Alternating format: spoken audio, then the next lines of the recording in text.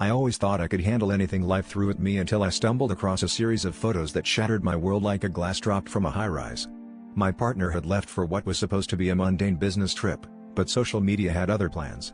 There they were, locked in an embrace more intimate than I ever imagined, with someone who was, until that moment, a shadow from my past.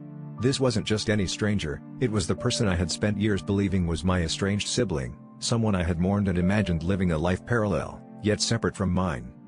As I scanned through the images, my heart raced like a runaway train. Every photo was a punch in the gut, each frame a reminder of the betrayal unfolding before me.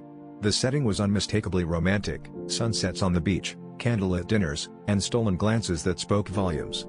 How had I missed the signs?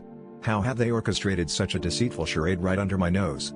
The questions came in an avalanche, each one more painful than the last. Confrontation was inevitable.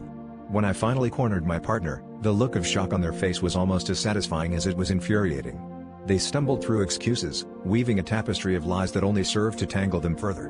My supposed sibling, it turned out, was an imposter, a longtime friend of my partner's who had concocted this elaborate scheme to soak up my partner's wealth and affection. The revelation was a bitter pill to swallow. The sibling I had grieved was nothing more than a phantom, a cruel figment of someone's twisted imagination.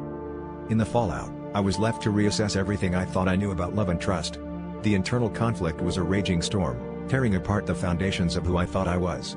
I grappled with the realization that the life I was living had been nothing more than a beautifully crafted illusion. But as the dust settled, I found a strange sense of liberation in the chaos. No longer shackled by the past or the lies spun around me, I emerged with a clarity I hadn't known before.